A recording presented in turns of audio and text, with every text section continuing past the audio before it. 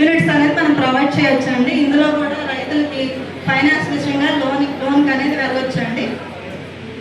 ఒక రైతుకి 10 యూనిట్స్ నుంచి ఇంకా అడిషనల్గా ఇవ్వచ్చు.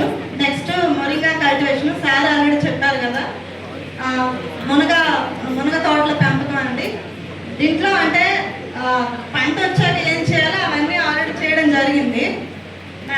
మనం చేయాల్సింది ఏంటంటే ఎంత ఏరియా కావాలో అంత రైతుల్ని మనం మొబిలైజ్ చేయాలి, వేపించాలి. అది మెయిన్ మనం చేయాల్సిందండి.